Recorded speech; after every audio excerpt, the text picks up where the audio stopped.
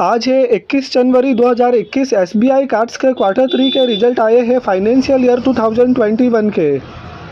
तो रुपीस यहाँ पर लैक्स में दिए गए हैं। इंटरेस्ट इनकम का मतलब कि ब्याज की कमाई। किसी भी एनबीएफसी और बैंक के लिए सबसे इम्पोर्टेंट होती है इंटरेस्ट इनकम।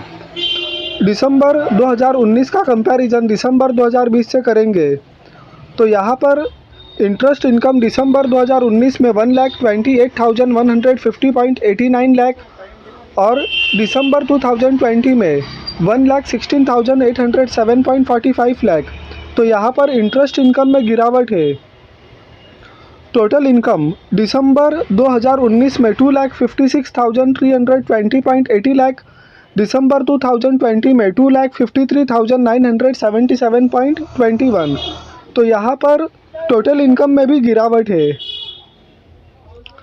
टोटल एक्सपेंसेस दिसंबर 2019 में 1,97,999.95 लाख और दिसंबर 2020 में 2,25,689.63 लाख। तो यहाँ पर कंपनी के एक्सपेंसेस दिसंबर 2019 के कंपेयर में दिसंबर 2020 में इंक्रीज हुआ है। Impairment losses and bad debts दिसंबर 2019 में 37,626.35 लाख और दिसंबर 2020 में 64,826.96 लाख। तो यहाँ पर इम्पेयरमेंट दिसंबर 2019 के कंपेयर में दिसंबर 2020 में इंक्रीज हुआ है, बढ़ के आया है। और इसी के चलते एक्सपेंसेस दिसंबर 2019 के कंपेयर में दिसंबर 2020 में ज़्यादा है और इसका असर नेट प्रॉफिट में भी देखने को मिलेगा। प्रॉफिट बिफोर टैक्स दिसंबर 2019 में 58,320.85 लाख, दिसंबर 2020 में 28,287.58 लाख। तो यहाँ पर प्रॉफिट बिफोर टैक्स में बहुत ज़्यादा गिरावट है। Profit after tax for the period दिसंबर 2019 में 43,466.64 लाख और दिसंबर 2020 में 20,965.88 लाख।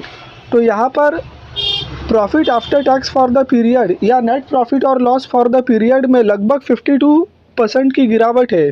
दिसंबर 2019 में 43,466.64 लाख था और दिसंबर 2020 में 20,965.88 लाख आया है।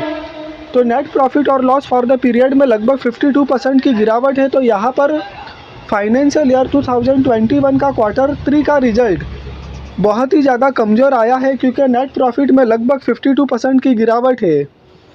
ईपीएस दिसंबर 2019 में 4.66 था और दिसंबर 2020 में 2.23। तो नेट प्रॉफिट में गिरावट है तो ईपीएस में भी गिरावट ही होनी है। और अब देखते हैं कि पिछले कुछ समय में इस स्टॉक में प्राइस का मूवमेंट कैसे रहा है। 2020 के मार्च महीने में स्टॉक हाई बनाता है 769 का।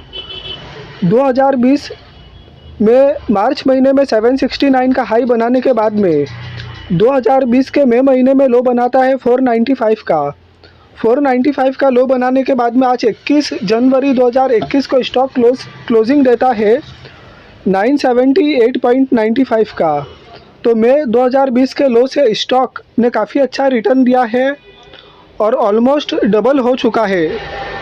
आज क्लोजिंग होता है 978.95 पर। आज 21 जनवरी 2021 को स्टॉक का क्लोजिंग होता है 978.95 का। तो स्टॉक का जो नेट प्रॉफिट है उसमें लगभग 52% की गिरावट है। तो फाइनेंशियल रिजल्ट वीक आया है। तो कल हो सकता है कि मार्केट खुलने के बाद इस स्टॉक में गिरावट हो और अगर गिरावट होती है तो हमें हमारा स्टॉप लॉस भी पहले से फिक्स रखना है। तो अगर कल स्टॉक में गिरावट होती है तो मुझे ऐसा लगता है कि स्टॉप लॉस जो होना चाहिए वो 18 जनवरी 2021 का लो होना चाहिए 842 का। कि अगर 842 पर स्टॉक आता है तो स्टॉक को यहाँ से एग्ज़िट करना चाहिए। तो ये मेरा अनुमान है। आप अपने हिसाब से अपना स्टॉप लॉस रख सकते हो क्योंकि स्टॉक में नेट प्रॉफिट में ज़्यादा गिरावट आई है। तो फ़िलहाल इस स्टॉक में पोजीशन नहीं बनानी चाहिए और कुछ समय के लिए इसमें प्राइस का मूवमेंट कैसे रहता है वो देखना चाहिए और उसके बाद इसमें पोजीशन बनाने की सोचनी चाहिए। तो फ़िलहाल कुछ समय के लिए तो इस स्टॉक में पोजीशन नहीं बनाना चाहिए। तो अगर कल स्टॉक में गिरावट आती है तो मुझे ऐसा लगता है कि इसमें स्टॉप लॉस 842 का रखना चाहिए। तो अगर आपको वीडियो पसंद आया है तो लाइक कीजिए, चैनल को सब्सक्राइब कीजिए। Thank you.